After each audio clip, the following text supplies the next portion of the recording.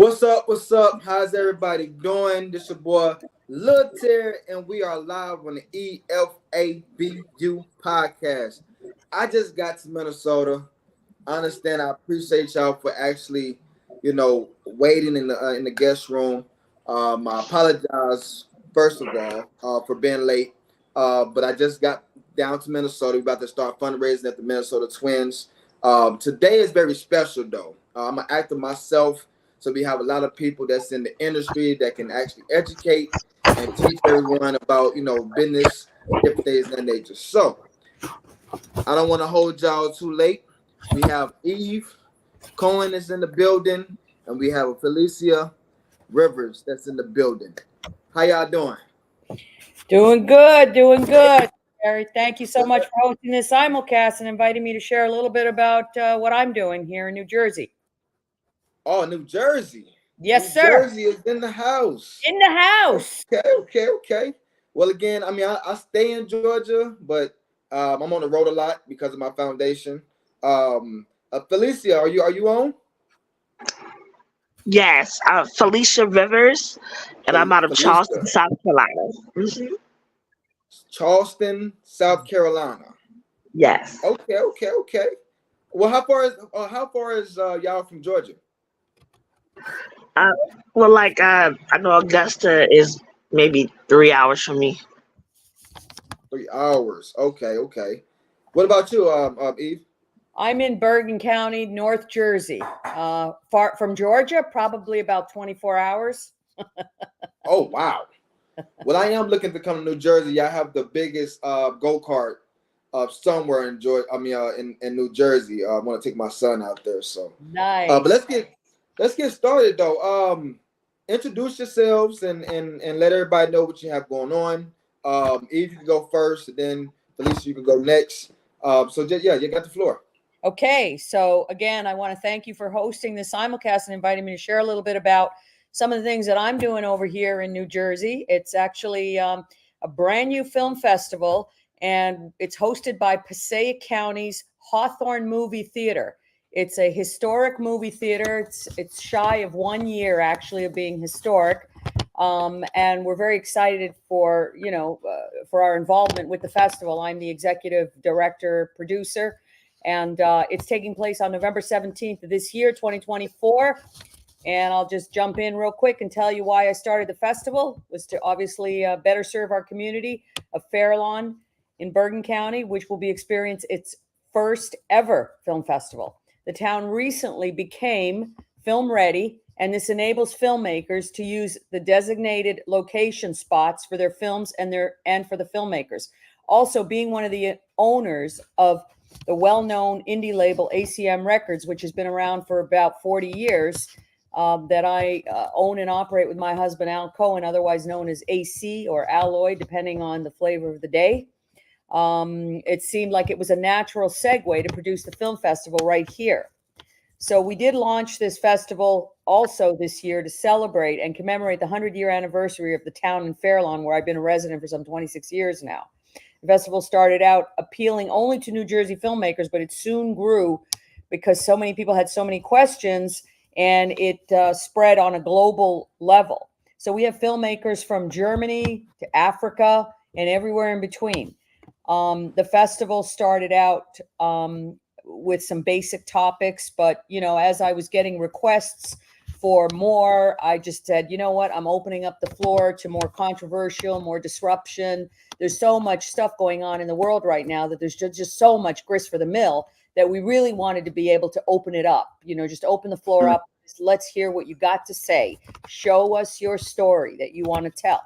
So, the name of the festival is Fair Lawn fliXfest, and we're at fliXfest.org. We're also on Film Freeway. We became a gold festival, which basically means that we were able to afford to drop our submission price point because we met certain criteria, and that's what we did, and that opened up the floor a little more. We got a bunch of films that obviously we've had to reject, and right now, so far, the keepers are we've got about 10 films. We want to get up to about 100. It's November 17th. It's a pretty intense goal. but we're hoping that you're going to help us out here, my friend, and, you know, spread the word, spread the good news. We've got also folks in the music industry. Last piece that I'm going to shut up. We've got people in the music industry because, you know, we want some interesting videos and some interesting songs, and it doesn't matter genre or style. We've got some interesting collabs from our celeb judges and panelists, and we're very excited to be doing this. And it's called fliXfest, fliXfest.org. Check us out. Well, before I even get into my questions, I may bring, you know, and bring it back so that we can go piece by piece. Sure. Go ahead, Miss Felicia.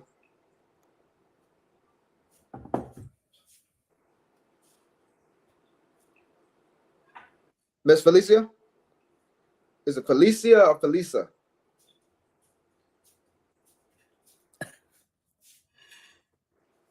Hello? Miss Felicia? Is it G? What is it? Geechee one? Oh, she must not. She doesn't have her mic on, maybe. Oh, okay.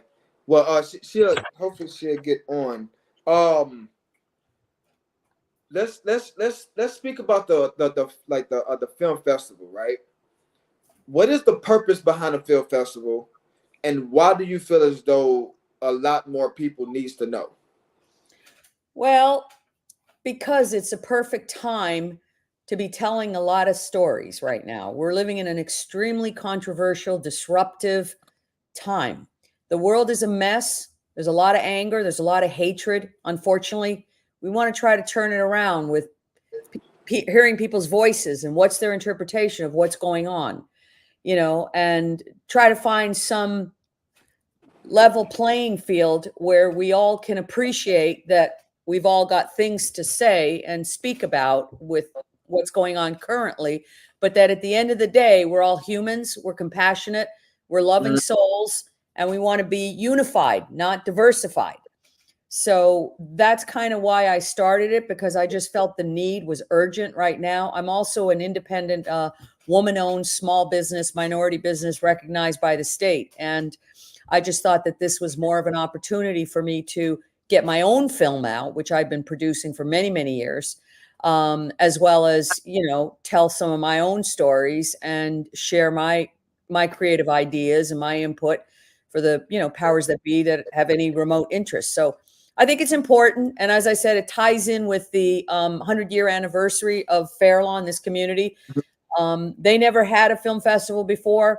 So we were getting a little bit of support from them at the onset, but then as the topics and the categories became more open, they tried to limit us. So, you know, we didn't like that. So we said, you know what, they don't share our creative vision. We're doing this on our own. And that's what we ended up doing. But I think it's going to be a very successful thing. There's going to be a lot of people in this town all year. And I'm excited to be doing it. Yes, she is. All right. Well, it looks like we have Felicia. You here? Yes, it's acting up. It's actually really bad. So I don't know if I'm in here twice. Oh, it's okay. Because I can it's hear okay. you. Life is not even perfect. So I said life is not perfect. So we can't treat like, you know, like everything got to go right, you know. So it's okay. It's okay. So just introduce yourself and let us know a little bit what you got going on. Again, as the show goes, I will double back, especially with Eve Cohen, just to double back, just to get the audience to know pieces of what y'all got going on, because obviously, you know, Eve Cohen, she just said a lot. You know what I'm saying? I'm dealing with what she got going on. But you got the floor. No, you're good. You're good. You got the floor. Just let us know a little bit what you got going on and your name. Okay. My name is Felicia Rivers. I'm a writer, director, producer based out of Charleston, South Carolina. I got a lot going on. We have like 17 films on TV. We can't hardly hear you. I know it's echoing really bad. That's what I was saying. You have two of them on. That's why I don't know how to do it. Okay. Let me see. I can restart and come back. Restart it again. We That's started what I again. would And do. then okay. That's what I would do. Start it again, for sure. All right. So in the film festival, you spoke about having it only in one place, but now y'all are pretty much spreading. Um, are more leaning towards like unity? When it come down to people joining a specific area, or is y'all trying to put it in different cities and states to to build more awareness? Well, ideally, what we've been asked to do was to try to do like a simulcast, and get it out there live in a few different forums, either Facebook, Instagram, and or StreamYard, just to build brand awareness. Obviously, because it's the first year, right? But I think more importantly, as the films come in, depending on what I see, what I like, what I feel, what's good, what's edgy, what's current, what's happening. I'm going to be looking for that unification, flow Okay. throughout all of them. And that's sort of my own gravitas, if you will, my own sort of vibe that I'm looking for in the festival. It's a way for me to express my own voice, Mhm. in a calm way, in a loving way, to show people that, look, we can all have differences. We can all share opinions and share a voice of whatever's going on. But at the end of the day, we bleed the same blood. At the end of the day, we love with the same hearts. At the end of Mhm. the day, we all have families and we have responsibilities and we carry our burdens. And we ultimately just want to show people that, look, I can be super creative, I can be disruptive, I can talk controversial all day long, but at the end of the day, it's all right. I'm still going to love you and I'm still going to accept what you have to say as a unifying force that we Right. share Right. equally in humanity. And that's what I'm hoping to achieve as the executive director personally. It's Okay. not going to be something that I'm going to be pontificating out there or telling people that's what I'm looking for as they submit. I'm just, opening the submissions to whatever comes in at me, and then I'm going to filter it through and see what works and, what's true to me, because I feel like that's my creative license as the executive director for the first year of a film festival, as a woman-owned small business. Well, I mean, I know that you spoke about music, so I'm gonna give an example of music to to explain what I'm trying to say when it comes down to the film industry, right? So with the music industry, they didn't have, outlets on social media to just, put a phone in front of them and record. They really had to get in the streets, you feel what I'm saying, and promote themselves and maybe throw parties and different things in that nature. When it comes down to the film, for actors like Country Wayne, DC Young Fly, and others, they have not necessarily broke out in the industry like the greats of the Chris Tuckers or the Cedric Entertainers or the Martin Lawrence or anything like that. From when it come down to like having to do a movie or a TV show or stand up comedy, they pretty much just got noticed off the internet. So, with that being said, when it comes down to the film part, do you believe that internet have created one laziness, you know what I'm saying, and work ethic, and two, do you think that it's actually hurting or helping the film industry world? I think is very much helping the film industry world. I think the ease of being able to pick up your phone and get a pretty decent recording of a production and air it is an amazing achievement for the But technology a involvement. lot of old heads is not. They feel like it's like a escape to fame. You feel like it's an easy road to. I'm just speaking about like Yeah, the old heads. How you just stuck in your ways or whatever like that. But they feel like sure. it's not. You don't have to put too much work into like they Well, did. that's very true. There's no doubt about it, and there's no comparison. Listen, when it comes to music, I'm also a music producer as well. I own and operate ACM Records with my partner and husband for a long time. We've done everything from gangster rap to classical symphonic, big orchestrations as producers, as a recording engineer, and I get it 100%. There's nothing like live instrumentation. There's nothing like a band killing it. you know, as opposed to somebody tweaking a bunch of beats and, you know, taking the lazy road out, for sure. You know, and in fact, all the artists that I ever signed over the many years, I would stay away from people that were lazy and just gave me MIDI productions or just gave me a bunch of beats from a program that they might have bought, you know, that they didn't think of. And then, you know, what ended up happening ultimately was we had to get a software system that enabled us to catch all these unauthorized uses of samples and the such, because we became one of the first independent labels on the streets in Hollywood to really break and penetrate the major scene of licensing music. And we were very privileged to get that done. But let me tell you, you could not have even an iota of a sample because you get crushed, right? You're talking big networks, conglomerates that have all kinds of modern technology at the time, before there was a software company that was doing it on the level for, you know, small publishers at the time that we were. And I hated the prefab music. I couldn't stand it. I wouldn't sign it. I don't care how good you're rapping. I don't care what your message is, man. If it ain't live instrumentation, it ain't kicking it with the real instruments. I don't care what it is. That's old school for me. That's what I like. So yeah, I see what you're saying. I dig. There's definitely a parallel there for old-fashioned filmmakers that love the grunt of the old style of, you know, get me the big lights and get me big cameras, get me the booms, follow me around with 50 mics. There's something about that just works for filmmakers. It's very exciting. It's very sexy. It's old school. It makes you feel like you belong to something with history.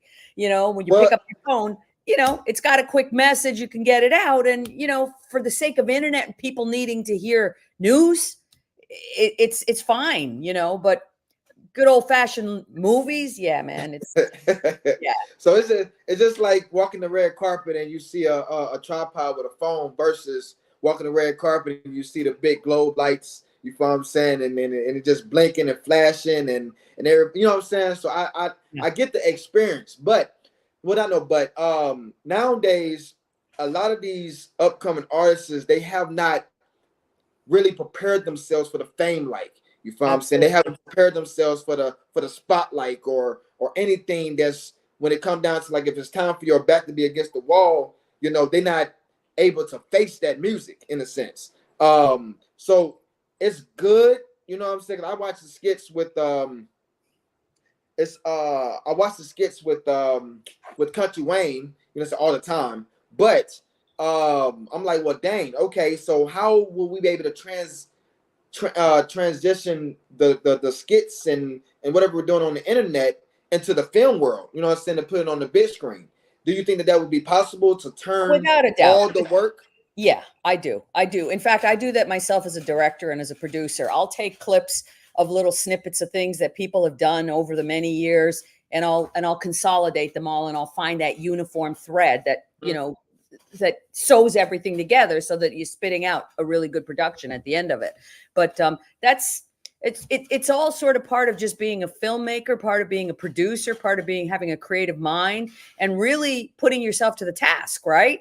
Like, I want this to be really good. I want it to have impact. I want it to have all the who, the where, the why, the what, the how, the when within the first few minutes. You know, I want everybody to get that, and I want to suck them in so that they, you know, don't take their eyes off the screen, right? And that takes work. It takes thoughtfulness. It takes a plan. And if you fail to plan, you plan to fail. So you can tell the difference between those movies when you watch them. I can catch the vibe. I can catch what's happening within the first 3 minutes of a film. Just like it's an interesting thing. My mind is funny that way. I used to sign all my artists that way. Within the first 3 seconds, if you didn't have it, it was in the garbage. You know, I didn't care what kind of money you spent on the production.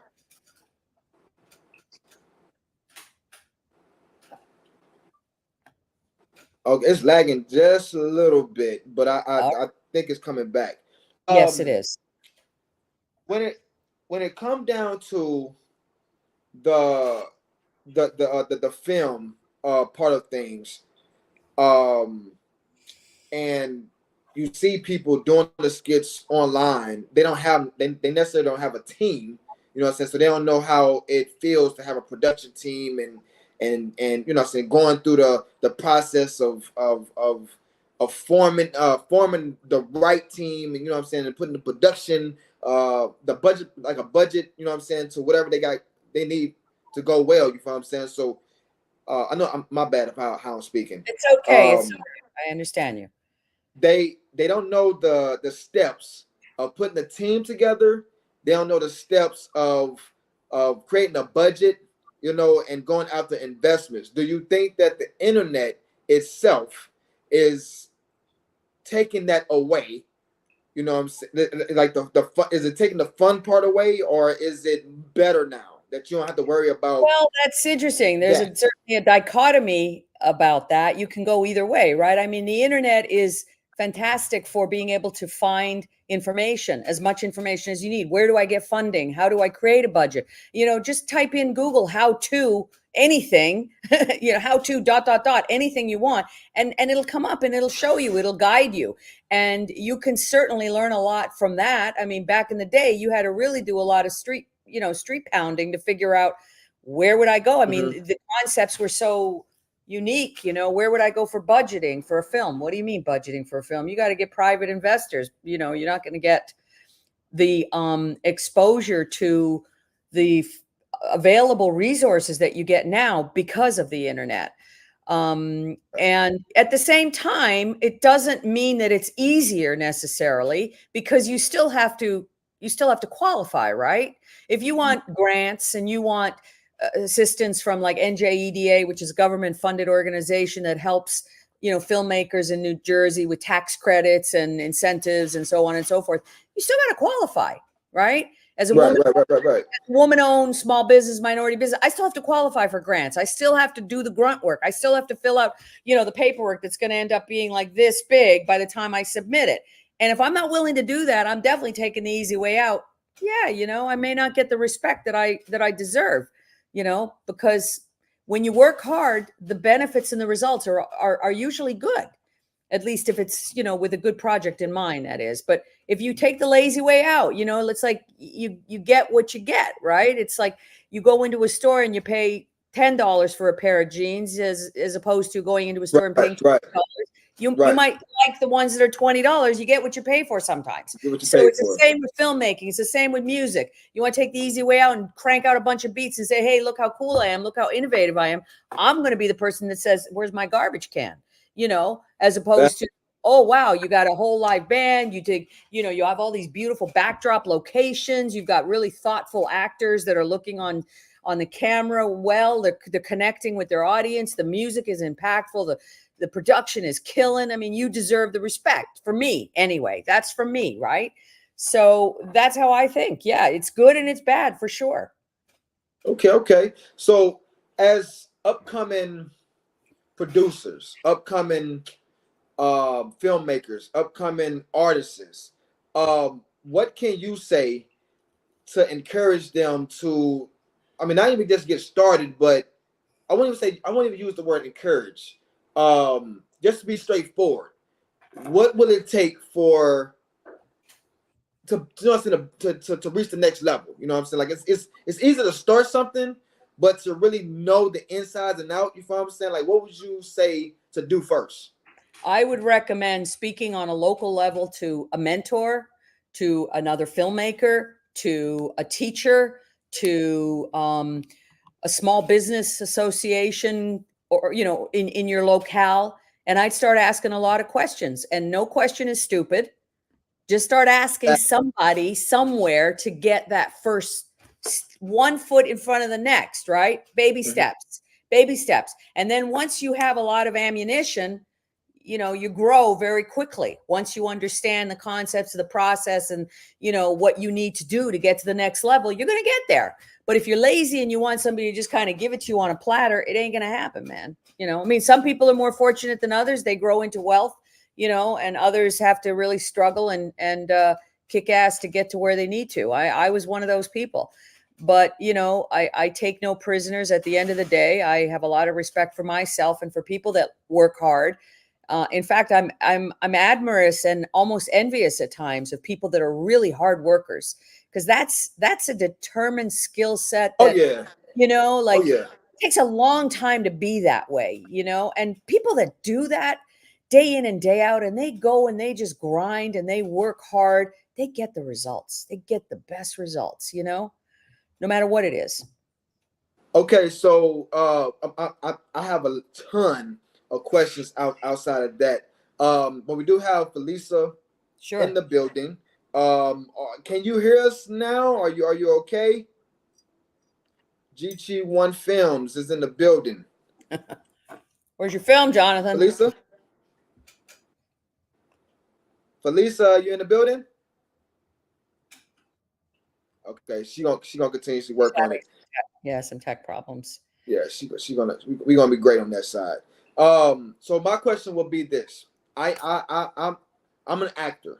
I consider myself an actor. I came to Georgia in 2012. You know, to start my career off. I landed a lead role in the stage play, but the casting director crushed my heart because I thought that that day was going to change my life. We had a lot of feedback on, you know, y'all should do a tour. So I'm thinking that, okay, I done landed something. Let's go. The casting director just dipped. And I was one that was hurt from it. So it just crushed me. And I went to the music side. So I haven't really did the acting, and I stopped going to casting calls and different things of that nature. So in the industry of yourself, for the upcoming people, if they're in my shoes, what advice can you give to them so they don't have to? I mean, they might feel what I feel, but how can they get through it? Falling down builds character. Get back up. Do it again. You know, that builds strength. It builds internal strength, character, and confidence. Being knocked down should not be the end all, right? It should not stop people. It can, and it does every day. All I can say is that for actors that are, you know, getting rejected every day, that's the nature of the beast, just as it is in music. When a musician or an artist would approach me, they might be at the beginning of their career, right? With their CD, their tape, whatever it is, and they're hoping I'm going to love it. Right, but I have a relentless 3-second rule. That's just me. If I hear it in 3 seconds, it's either going to four or it's dead in the water. And, you know, people say to me, well, how can you judge? You haven't even heard the lyrics or this or that. It's just my way. But that probably came from me being rejected a lot, right? And I got my butt kicked a lot as an artist, as a dancer, as a singer, as a writer, as a flute player, whatever it was. I got my ass kicked all over town. But I didn't give up. I might have pivoted my thinking or my direction like you did, right? Which is awesome, because that shows strength, that shows growth. And that's the best thing you can hope for to happen when you get your ass kicked. You got to get back up, wipe back up, and get on that horse and ride, baby. Ride. Up, man. That's it. I ain't gonna lie. Every day is, people don't understand. Every day is acting. Yes. It's just that when you get in front of the camera, that's when, you know, people freeze and they forgot that since they was born, they was acting. You know, so I do want to let people know that it's not like that you can't act. Everybody acts. If you can make somebody laugh, you can make somebody feel sad, you can make somebody depressed, you can make somebody feel stupid. Life is an act. You know what I'm saying? We're here to act. So let me jump into the music side of things. You said that you do music, right? Yep. Well, let me double back. Let me put it back. You spoke about unity. I have this movement called BGM, which is Brothers Getting Money, and I'm working on a movement called SGM, which is Sisters Getting Money. Awesome. And the money part, I don't want people to look at it as green. I want people to look at it as peace. Money is peace. You know, no matter however you look at money, money could be peace and it could be happiness. But it's all about unity. When sisters get together, you know what I'm saying? It's about unity. When brothers get together, it's all about unity. And within this movement, I want to somehow create a community when it's filled with assistance, plugs, resources. You know, just I want this movement to be so big to the point to where we policing our own community. If a kid need help or a mother need help, or a father need help, or anybody that need help from the Beautiful thing. community, I we're wish you so there. much luck. I think that's a great idea. It's a beautiful thing, and it comes from a place of love in you. Yes. Why you're doing it. And that's a beautiful thing, because if you can share love in whatever way you find that is your determining love factor, whatever, people are going to respond to that. And goodness and beauty and kindness and sharing love can only mean one thing: peace in the world, love for one another, unity for one another, help Yes. for one another, good old fashioned old values, man. Back in the day when stuff was innocent and easy and people didn't fight as much, it was a very peaceful time in the world, you know? Well, you And know what you know what kind of changed that? Social media. yeah, Social media had created a lot of fake, a yes, lot of wannabes, a yes. lot of followers, you know. So Sad, very sad, but I, very true. we have my manager, aka the best PR in the building, Jonathan Coleman. Do you want to jump on? No, I was actually getting Felicia ready backstage. Uh, Okay. yeah, I'm just working on some technical That's the stuff. That's producer of all. the show. Yes, that's our producer of the show, man. Appreciate it. All right.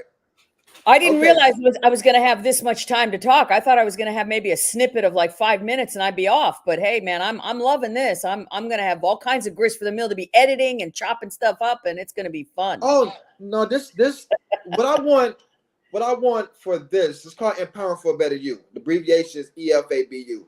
And I don't want people to come in and have to rush or have to walk on eggshells or just watch what they say. I just want people to be straightforward. And if we need to do a part 2, we can always schedule it. I always try to stay into the time to the hour time limit.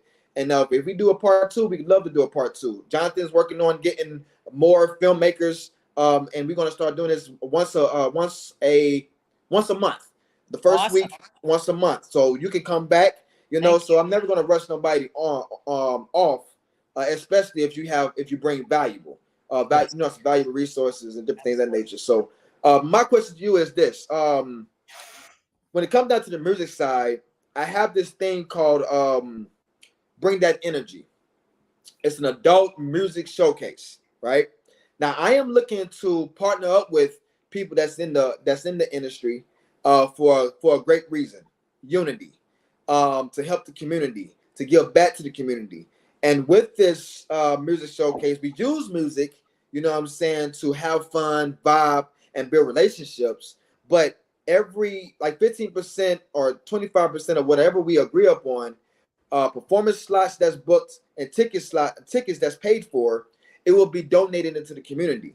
Nice. And that money will be changing, like invested into real estate or create land and resources and food banks and different things of that nature.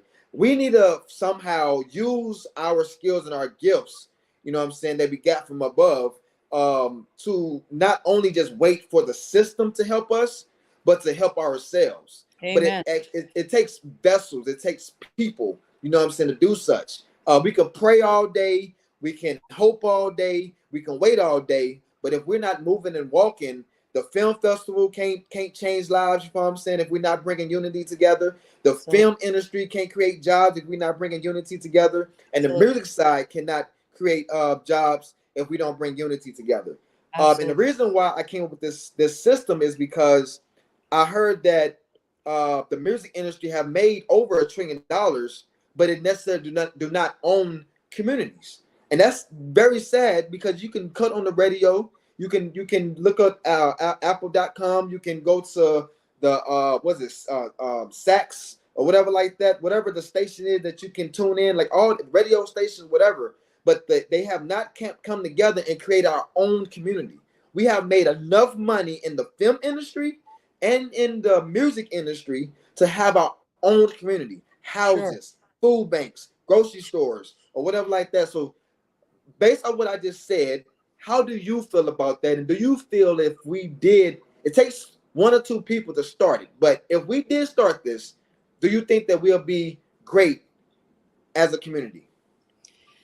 I think that you have to have receptivity. You've got to have people that are receptive and that embrace the idea. So you have to solidify the idea on paper first so that it's very tangible, but it's more importantly, it's very easily accessible by all, not by a few, right? So you have to kind of not stupefy it or dumb it down, but Yeah. you've got to make it bullet point so clear and concise what the mission is, what the goals are, and what the results of and the benefits are for those that are involved, right? And if Right. it's real simple and real clear, the whole world will embrace it. It's a beautiful thing because we have to help each other. And there are so many people that are struggling, that they have no idea. They don't know how to get out of that, that it's a machine. They become a cog in a wheel and they just don't know how to just jump out of that wheel because nobody's really taken them by the hand like a community sort of all-inclusive, resourceful situation like what you're describing, and showing them, hey, cut that out. You've got this opportunity. Let's do that. I mean, you see a lot of the sports athletes, the famous sports athletes. Right. Yep. And they mentor a lot of kids that, are less deserving or whatever, and they take them under their wings. There's a lot of people that actually do that, but not on a level like what you're talking about, which is very unique. And that's great. Kudos to you. But there is a lot of outreach for sure within our industries, whether it's the music industry, whether it's ASCAP, BMI, CSAC that have their care foundations or whatnot. And they open that up to, not-for-profits and, struggling situations, homelessness, whatever it might be. So they're doing it within their companies' infrastructure for their program, sponsored by them. Whereas what you're suggesting is on a much grander level that stays inclusive to a community, involving just the community, which is a beautiful thing. It's a great idea. And, I don't think that people would jump off. They would want to jump on if you just break it down real simple. This is what we do. This is what we want. This is how you're going to benefit. Are you in? Are you out? That's it. No between. This is the change. This is the change that we're going to see. We have a 4-year, 5-year goal. We expect in year 1 that this is what's going to happen. We're going to have a lot of people that are asking a lot of questions, signing on. They're not quite sure what we're doing. Right. By year 2, we're going to have X amount of extra resources that we didn't have year 1 that are now available to people that are asking those questions, right? And by year 3, we're going to be killing it already because we've launched these programs. We've helped these families. By year 4, we're eating the gravy now. Everybody's happy. Everybody's eating, right? By year 10, we're global, So these are the kinds of things that people will definitely gravitate towards, but you just got to break it down in little bite-sized pieces for them, right? Because if you give them too much with too big a goal, right. Oh, what is that? It's too big. It's too big. Intimidating. It's intimidating. Keep it simple, basic. This is all we want from you to do. And once you share that with us, you will see we will all grow. We will all flourish. And people love to be part of a team, a winning team, right? So it's a great thing. Absolutely. I think that just keep it simple and do it. It's going to be a beautiful thing. So when it comes down to New Jersey, with a pitch from your side of things, how would you want people to get involved when it comes down to New Jersey? What does New Jersey mean, and what is the benefits of just being on that side? Well, from a filmmaker standpoint, New Jersey has a lot of great incentives. This last year and this year, Governor Murphy launched a lot of really sexy incentives for people in the creative arts in terms of, like I said, tax credits, in terms of grants, in terms of assistance for productions, in terms of giving large production companies, for example, that have if 25,000 square feet or more, just say, for example, they're giving them all kinds of tax benefits and all kinds of help. With the film commission, we'll be advertising its, launch and all this kind of stuff. There's a lot of growth that's happening right now in New Jersey in the cultural world, in the arts, which is very nice to see, because when we started our record label years ago, it was out of ACM Records. We started out of the Chelsea Hotel in New York City, 23rd and 7th. That's a hardcore area. It was a hardcore hotel with a lot of nostalgia and history.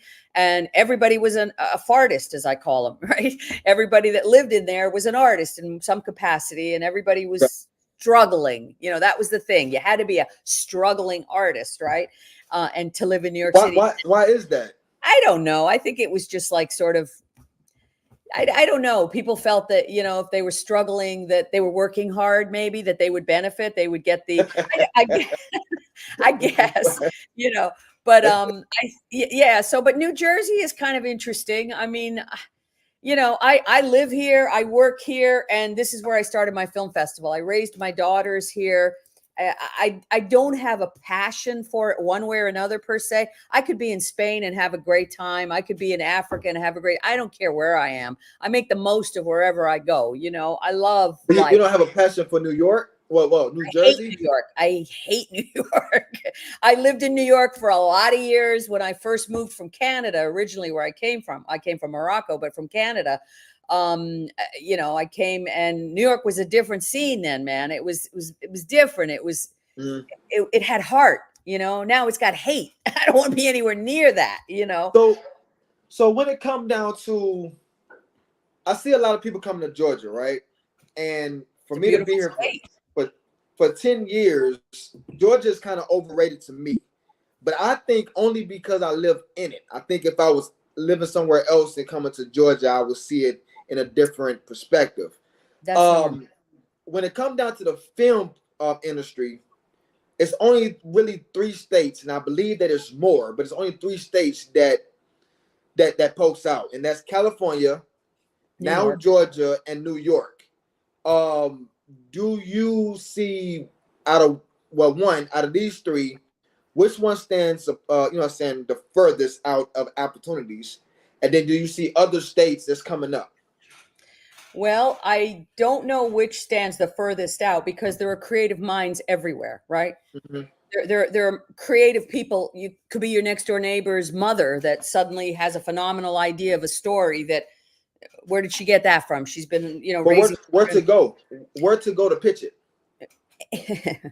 That's the trick. You got to know where to go. You got to know where to go. You got to know where to go. That's it. And that comes with experience. That comes with asking a lot of questions. That comes with knocking on a lot of doors, a lot of rejection. It comes with a lot of research. It comes with, you know, clicking on your internet mouse and finding where those resources are. It's there. It's at our fingertips. We just have to reach out. But as far as, but I just want to correct real quick, quick. New Jersey is actually has been one of the first innovative areas that created film. If you want to know, if you look at the history of film, New Jersey was it. You didn't know that. You didn't know that. That's right. I don't know too much about I haven't been to New York, but I don't know too much about the history of pretty much no state. I ain't gonna lie to you. But I am starting, like, as I get older, I'm starting to get a little nosier and what I'm saying, and curious and different things of that nature. So but I will be in New Jersey. Come on by. Yeah, I will be in New Jersey because I want to take my son to the y'all got the largest go-kart we do. New Jersey. So I want to take him there. But I definitely want to, like, summer. You coming this summer? You coming this summer? I'm planning on to, like, I think in August or the first week of September. Give me a call and I'll show you a couple things. Oh, for sure. Yeah. I'm gonna tell my manager about it. For sure. Yeah. So we spoke about the film industry, and I know we could talk about that a lot. But let's go to the music side. You spoke about the music side, so can you give a little insight of where your hands is at when it comes down to the music side? So we own and operate ACM Records and Q Hits, which is a music library, and that music library, you're casting a shadow. That music library is globally distributed by Virgin and Universal, and we license music all day long. It's on autopilot. Back in the day, it wasn't on autopilot, like I said, and I was pounding the pavement, and I was asking a lot of networks and production companies, please use our music. You know, we started out as a production company, a recording studio first in the Chelsea Hotel, and then, you know, we went into Old Tin Pan Alley with a studio there in the city. And we were recording a lot of people in the city, you know, people that were just doing tracks or whatever, full bands, whatever it was. And we, people would say to us, what do I do with this stuff now? It costs me, all this money to record and produce. And right. I got a record now. What am I supposed to do with it? Ain't nobody going to make it a hit anytime soon unless somebody helps me. Well, you should have thought of that before spending the money, but that's besides the point. But so we were left with all this music, this large body of music that we didn't know what we could do with it. My partner at the time and my husband had worked with Chaka Khan and a few people of that ilk back in the day. And he published one of her songs in collaboration with a partner of his that, wrote the track. And so they opened up the world of publishing, in essence, with just a few tracks that they had. And they started to reap the benefits a little bit here and there, trickling in a little bit at a time. And then, we had an idea. We said, well, you know what? We've got all this music, all these artists that are coming through the studio. Right. Help them out, man. Let's do something with this. We could benefit from it. They're certainly going to benefit. So we put together the publishing company and the record label, right? And then we started promoting the acts and spending a crap load of money on that. And what year was this? This was back in 1980. And okay. I'm dating myself. You shouldn't have asked me that. I wasn't born yet. But so we took all that music and we started publishing it. We told all our artists, look, we're going to show you how we're going to publish this so that you maintain your rights as an artist. We're your publisher. We get our share, you get your share, and we're going to pitch it to Hollywood. We're going to pitch it to movies and television. What? You're going to do what? This is in the 80s where, Hollywood was only using the major labels, the major artists to sign and put into film, and then they'd have an in-house composer score the cues for them as the film rolled. But we said, look, give us an opportunity. Let me show you what I got. Show me a clip of your visual. I'm telling you, I know the music's going to fit. And, we started that way. We just pounded the pavement until finally people started paying attention. And Eve Adams was a force not to be reckoned with in Hollywood for many years. So when I would call, they would say, Eve Adams is on the phone. And that was a good feeling. But it took me a lot of rejections, a lot of hangups, what are you kidding me? Who the hell are you? You small time nothing from New York, with a couple of tracks, and you want to do what? And then, we went from getting a couple $100 for a license to, 15 to 20,000 for 30 seconds. So we became pretty successful at it. Gotcha. Many years. And then the bottom of the barrel fell out. People were starting to steal. People stopped buying records, stopped buying cassettes. Then it went to CDs. They stopped buying that. And they just said, the hell with it. The internet came around. Let's just steal it. I was just going to talk about that. Before, though, I want to give a huge shout out to Deborah Sue. Yep. She showed me so much love every time I go to her page. You know what I'm saying? So she do shower my journey. So I definitely want to give a huge shout out to Deborah Sue. You keep going, and I appreciate you for tuning in. Nice. Let me get back. Oh, yeah. She said that you was you're a wonderful woman too. Looking out for the artists. Thank you, Deborah. So yes, so you said you spoke about the channels, right? So you did have cassette tapes, and you had the records, and then you have the CDs, and then you went to the flash drives, and now it's just send it to my email. And it's got to be a WAV file for me. Right. So with that being said, there's when it was CDs and flash drives and disc, they was actually in the streets, you feel what I'm saying, able to sell. Yeah. Now was it's just on the right. So now it's on the internet that it's hard to make a sale. You feel what I'm saying? Like peer to peer. Yes. Do you think that it's a ding in the profit area when it comes down to an artist now versus then? Totally. Because they didn't have streams. Totally. Artists are hurting now. The only way an artist that's in the music business can make money is with live shows. That's it. Full stop. Or they got to be creative and start something like what you're doing, this community thing. And then you spin off of that with your music. You keep juxtaposing the two. You're doing your music thing. And then, by the way, you do a quick little video of some of your ideas of what you're thinking of doing with the community. And you put a song on top of that, and you promote that. And so they keep reinforcing each other and growing off of each other. Right. And then you become big as a music artist, but then you become, big as a conscious thinker. Right. People think he's not just a music artist. He's actually got something to say. I like entrepreneur. Entrepreneur. Yeah. One person that I appreciate, well, it's two people. Well, it's actually three. in the music industry? 50 Cent, Without a Rick doubt. Ross, Yep. and Boosie. And I'm gonna break it down. Yep. 50 Cent has used his fame and went to the film industry and multiplied. Rick Ross has used his fame and actually jumped into real estate, but also holds his own function at his house.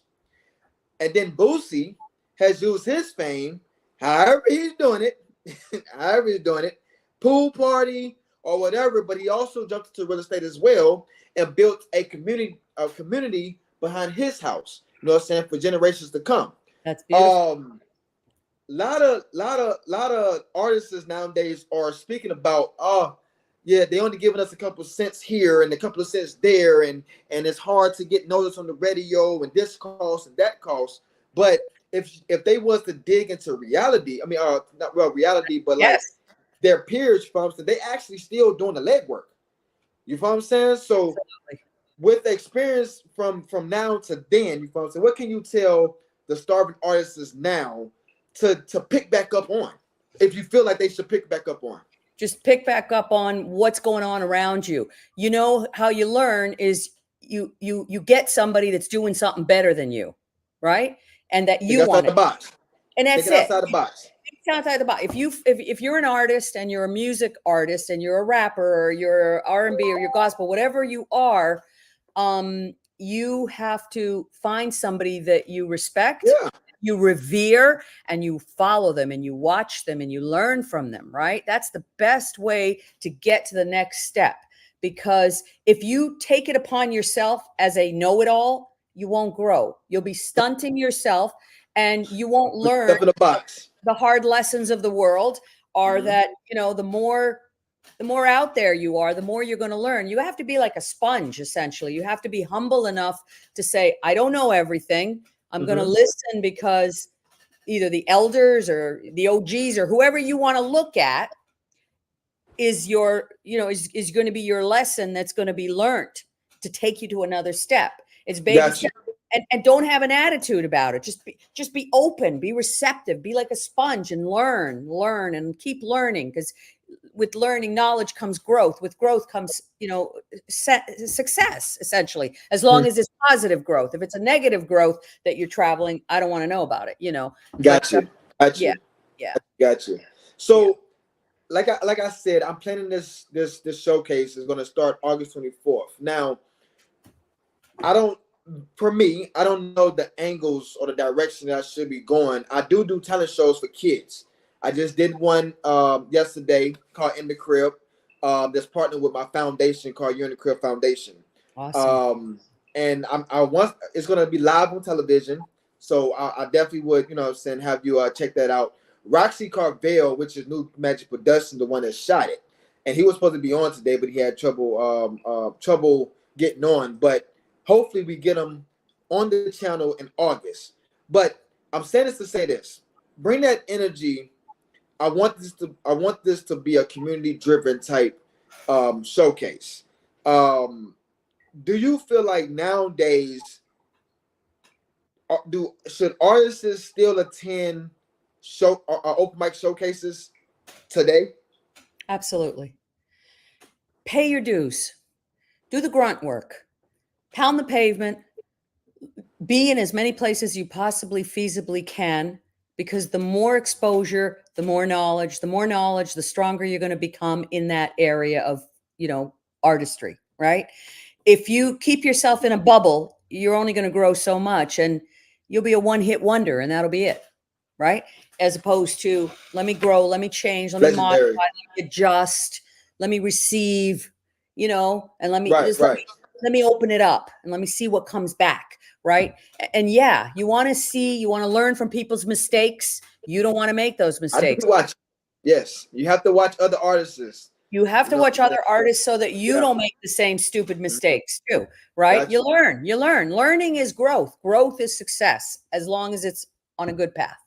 In my opinion. How long have you been in the without, you know, telling your age or anything like that, but how long have you been in the music industry and how long have you been in the film industry? Well, and what does it mean to you? The music industry, I've been in it since forever. You know, my father was a musician. I was a musician when I was little, and you know, I grew up wanting. So born into it. I was born into it. I wanted to grow up and be famous because I came from a family of 10. I'm number 5 on the totem pole, fifth oldest, 6th youngest. And I was smack dab in the middle. And there's some dynamics about being a middle child in a large family. And I can talk to you about that some other time. But Gotcha. I needed to be an artist. I needed to represent my voice because nobody would hear me, right?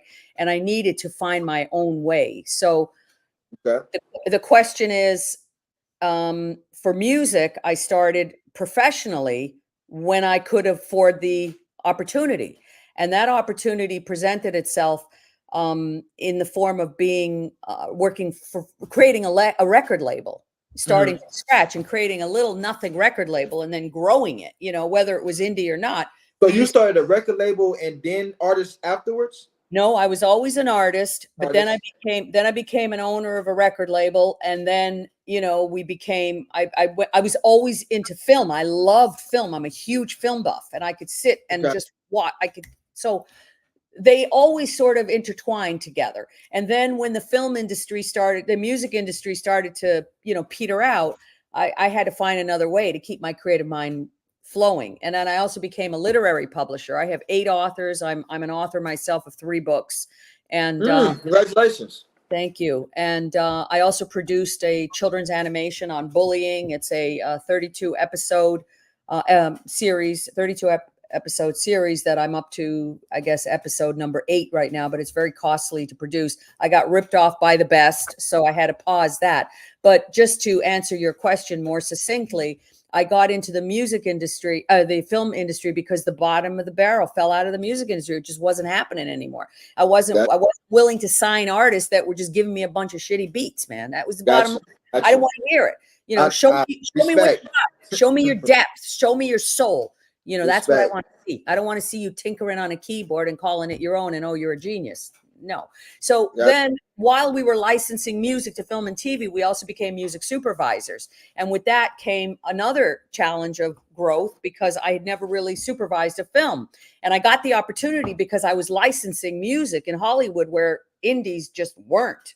And I got very close with the top gatekeepers at all the main, networks, Paramount, Sony, Universal, whatever. And they knew when Eve Adams called, I had something to say, and I wanted them to hear it. And it was usually in the form of a music piece that I was very passionate about. Right. Whether it was a new artist that I just signed, it was something that just grabbed me and held on to my soul and wouldn't let go. And I had to do something with that energy. So by me licensing it and then hearing it in a visual production, it was a turn on. And then to realize I was getting paid for it, with a lot of money, it was even more of a turn on. So that's how the transition and the segue came. I am so sorry. That's okay. Don't worry about it. It's fine. No. I won't hire you as a cameraman. I promise. No. I was talking about the comments. They was actually commenting this whole time. And I'm over here really engaged in you're talking, because it's so information. I mean, I know that I'm doing the hosting, but you're also educating me. You know what I'm saying? So, amen. So I appreciate it. Anytime, all day. So Deborah, so are you able to see the comments? No, I don't see anything. I just see me and you. I see two okay. Characters. That's it. So I'm gonna read what Deborah Sue says again. Shout out to Deborah Sue. There's no easy way to get seen anymore. Work is there's no easy way to get seen anymore. Work is required.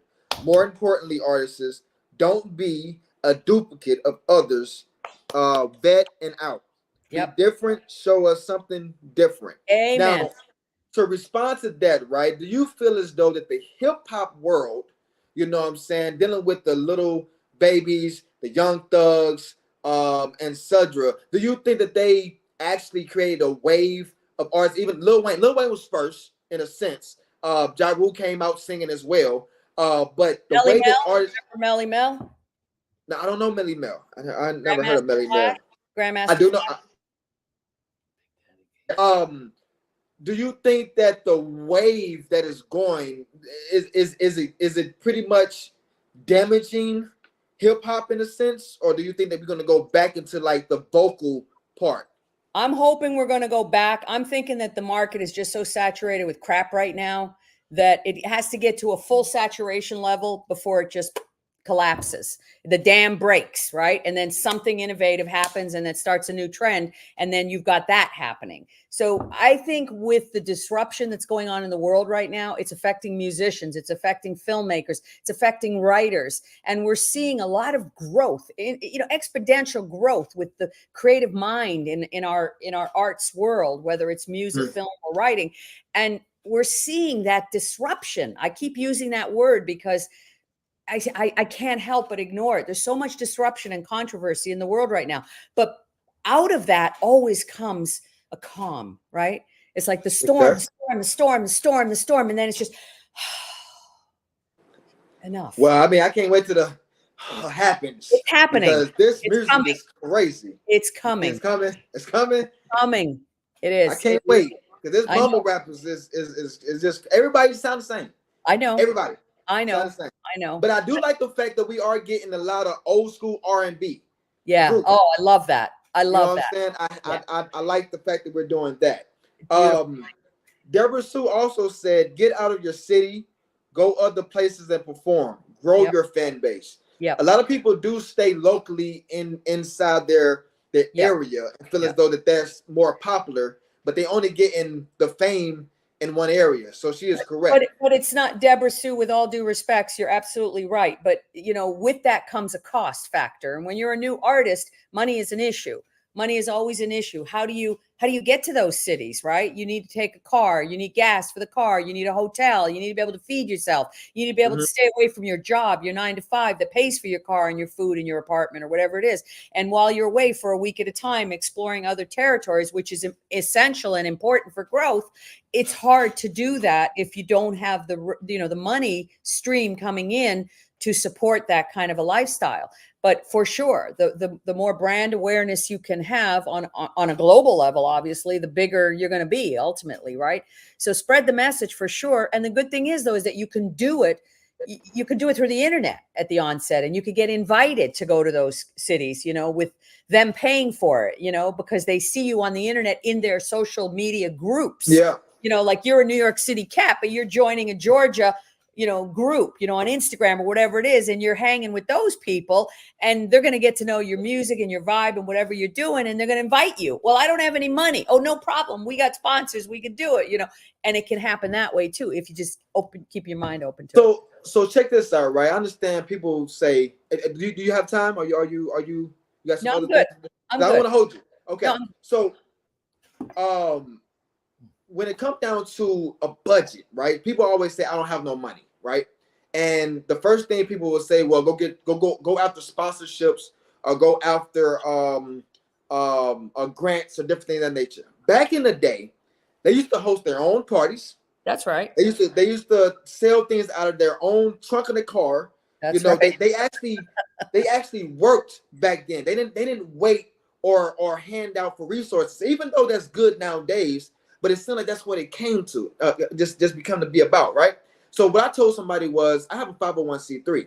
501c3s are meant to raise funds. All you have to do is donate 10 or 15%, whatever is agreed upon a percentage, donate that to the nonprofit, and you can keep the rest as a business. You can't do it like, personally, but if you have a business, join a nonprofit and do a fundraising event, a community event, to raise your funds for your company. Absolutely. So, well, you say absolutely. So based on what I'm saying, how do you encourage that? And if you feel that is true, what do you think about it? The media is going to be your vehicle to get the message out, right? You've got to know that it takes the work to get the attention that you need, that you want, that you expect. And the only way to do it is to do the work, whatever that means. How do you get your message out? You've got to spread the word. How do you spread the word? Well, you've got the internet now, and you've got your local community churches and houses of worship that people know and like and trust you. You've got your places that you hang in, that you've got your groups, and right. People tell people, and people tell people, and the circle keeps getting bigger. There's something called 6 degrees of separation, right? I mean, just because point person number 1, 2, 3, or 4 doesn't have, the money for you. Maybe number 6 person that, 4 or 5 or 3 know, And, you know, somebody always knows somebody, right? So it comes down to, again, on an organic level, be receptive, be open-minded, ask a lot of questions. Don't be afraid to ask the stupid questions, and take notes and be available. Just be there, man. Be there. Be present. Be present. Be open and be present. That's half of it. People don't want to do the work by just not even going to the places, by not even asking the questions. They sit in a corner and they're sullen and they're like, oh, I'm not going to ask, you know. Why not? Facts. Open your mouth, lift your hand, raise your hand, ask the questions. And that's how it happens. Weekend travel. There are other shows to post up on the outside of the realm of your city. Yep. So Deborah also said she agreed with you. Yep. Money is tight, but sacrifices is necessary. Yes, it is. Put skin in the game. Yep. I've seen rappers claim broke, but have bags and bags of weed. Yep. Save that and travel. Put it into your studio time. Yep. If you use social media, it's a 50-50 due to algorithm restrictions. You can have 10K friends, and certainly platforms only let 100 see your posts. It's awful. So yes, that's something about Instagram too. Instagram will mess your whole algorithm up, and you think that you're popping, but you're really not. I know. You know what I'm saying? Like, Instagram is a mess right now. It is. I would encourage anybody to hit the streets. You can't. The algorithm is not in the streets. When you meet somebody person to person, you feel what I'm saying? That's a connection. Yeah. You know, so you can't mess that up. But social media definitely can. Yeah. I love that. Before we head out, I do want you to speak about the Fairlawn. What is it? fliXfest Film Festival. fliXfest. Fairlawn fliXfest Film Festival. It's a tongue tie. I know. It said fliXfest Film Festival. Yep. Can you speak more about it before closing? Yep. And give them a real true reason why they should come and see what the noise is about. Well, you got to come and see what the noise is about, because Miss Eve Adams, that's me. I'm the director. I'm going to give you a good time. You're going to have some really interesting and entertaining films that you're going to get to see. And also there's a fabulous gala party after, where you can get up close and personal with the judges of name. You can get up close and personal with the filmmakers and ask them any questions, creative or otherwise. How did you do your production? Where'd you get the money? Whatever. You could just come and have a good time, because film festivals are always fun. We have some really cool and interesting sponsors on board, some nice giveaways. And it's the first one. So be part of history, man. Come on down. And don't forget to submit your film. I don't care if it's a music video or it's a short little documentary. If it's impactful, it's going to leave us with something. It's going to give us that awe factor or whatever, shock value. I don't care. Just submit it. Wait a minute. Oh, I'm smiling right now because you got so many you're going to submit. Listen. So I do talent shows. Yeah. For kids. And I wanted to be strictly kids. So we do a lot of performance. We have a fashion show that happens in the middle of the show, and then we have games. I got pied in the game. I mean, in the show, but it's all about entertainment purposes, different things of that nature. Yeah. Is this something to submit? Why not?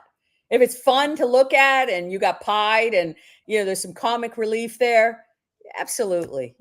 Let people experience the entire spectrum of their emotions and feelings in the middle of a festival. That's what they're for. They're just to take you on a wild roller coaster ride. You're going up, you're going down, you're getting mad, you're laughing, you're getting crazy, you're getting hot, you're getting cold, whatever. You want to punch the guy next to you, you want to hug him.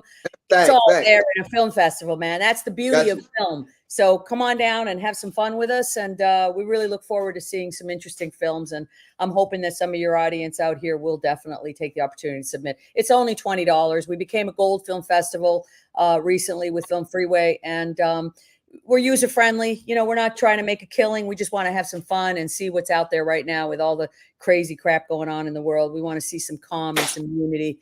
And that's it. Okay. So, right. Well, first of all, I want to do a shout out to Roxe Karvell, New Magic Production. So